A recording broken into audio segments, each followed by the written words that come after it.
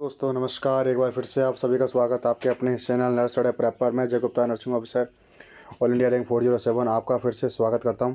दोस्तों बहुत बार बच्चों ने ये सवाल किया था, सर राजस्थान सीयूईटी की वैकेंसी, सीएचओ की वैकेंसी, एनएचएम की वैकेंसी, सीएचओ की वैकेंसी कब आएंगी, नेक्स्ट सीएचओ की वैकेंसी कब आएंगी। तो दोस्तों एक नोटिफिकेशन था, बहुत सारी वीडियोज़ भी आपने यूट्यूब पर देख ली होंगी, फिर भी मैं आपको क्लियर करने के लिए आ चुका हूँ। ये 6/11/2025 का नोटिफिकेशन है, यानी कि कल का ही नोटिफिकेशन है। ठीक है, इसमें साफ लिखा हुआ है एनएचएम के 10,657 पदों पे नियुक्तियाँ होनी है। और देखो यहाँ लिखा हुआ है राष्ट्रीय स्वास्थ्य मिशन में 12,000 पदों पर भर्ती होगी। अब मैं थोड़ा सा एक चीज़ समझा देता हूँ, क्या कैसे होगी क्या होगी। एनएचएम के लिखा हुआ है 12,000 पदों पर भर्तियाँ।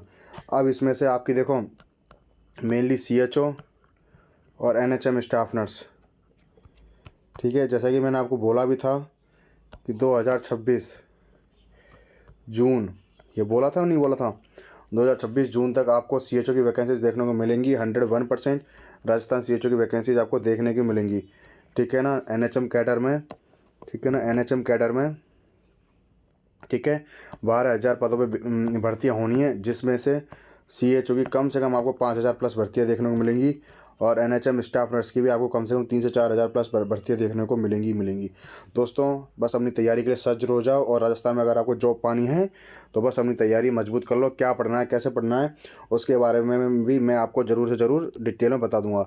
सारी इन्फॉर्मेशन देने के बाद भी अगर आपको कोई दिक्कत लगे तो जैसे कि मैं आपको हमेशा बताता हूँ, नर्स रीडर प्रेप, ठीक है, इंस्टाग्राम हैंडल है। ठीक है, यहाँ पे आप मुझे डीएम कर सकते हैं। बस यार, बाकी यार देखो, इतने सारे साथी वीडियोस देखते हैं, सब कुछ करते हैं, लेकिन आप सब्सक्राइब बटन नहीं दबाते हो। जोर आता है क्या यार ये करने में। यार आपका ये सब्सक्राइब बटन से हमें मोटिवेशन मिलता है। मुझे लगता है कि मुझे और अच्छी इन्फॉर्मेशन आपके लिए लानी चाहिए। सीएचओ राजस्थान के बारे में बात हो गई, अब हम थोड़ा सा बात कर लेते हैं महाराष्ट्र के बारे में।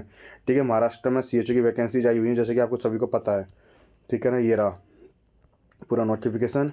ठीक है, हम बात कर लेते हैं इसी के बारे में। देखो इसमें साफ लिखा हुआ है नेशनल हेल्थ मिशन महाराष्ट्र में भर्ती, कम्युनिटी हेल्थ ऑफिसर, कितनी 1974 पदों पर भर्ती आई हुई है।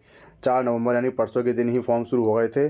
14 नवंबर लास्ट डेट है। फीस 1,000 रुपये। अब फीस कैसे कैसे क्या है, वो सारी चीज़ें हम डिस्कस कर लेते हैं। सबसे पहले हमें कैटेगरी वाइज वैकेंसी की डिटेल्स मैं आपको बता देता हूँ।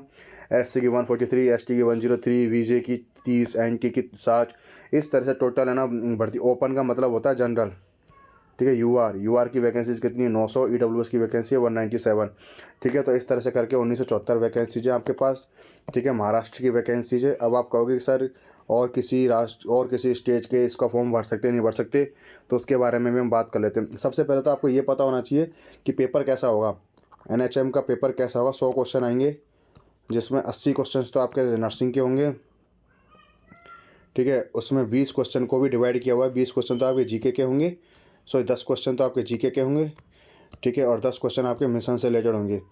क्लियर बता दिया कि जो मिशन से जो रिलेटेड जो क्वेश्चन होते हैं कि ये मिशन कब स्टार्ट हुआ था, ये मिशन कब स्टार्ट हुआ था, महाराष्ट्र के मिशन जो जो स्टार्ट होते हैं रिसेंटली, वो आपको पढ़ लेने बहुत अच्छे से। ठीक है ना, तो ये सारी चीज़ें आपको पता होना चाहिए। तो साफ लिखा हुआ है इसमें, सॉरी, अच्छा ओके, ये मैंने गलत कर दिया कि ठीक है 60 क्वेश्चंस। ठीक है, 60 क्वेश्चंस, ये 20-20 क्वेश्चन का पूरा डेटा रहेगा दोस्तों। ठीक है, 60 क्वेश्चंस तो आपके ये नर्सिंग पार्ट से रहेंगे। ठीक है ना, 20 क्वेश्चन आपके जीके करेंगे और 20 क्वेश्चन आपके एनएचएम प्रोग्राम से रिलेटेड रहेंगे, 100 क्वेश्चंस।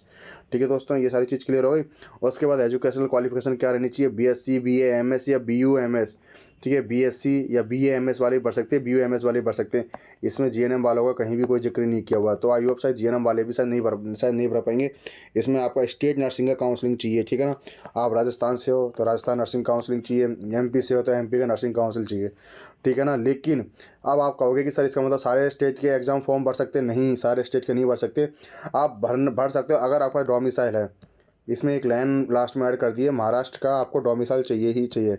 अगर आप बाद में कैसे भी करके जब आप डीबी जाओगे तो आपको डिक्लाइन कर दिया जाएगा, तो आपको सबसे बड़ी चीज़ याद होनी चाहिए, आपके पास महाराष्ट्र का डोमिसाइल होना चाहिए। आप बनवा सकते हो तो ही आप इस फॉर्म को फिल करना।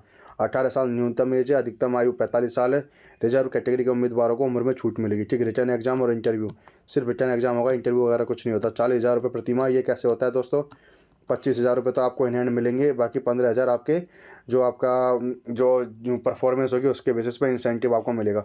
फीस के बारे में जैसे कि मैंने बताया था, यूआर के लिए 1,000 रुपये फीस है।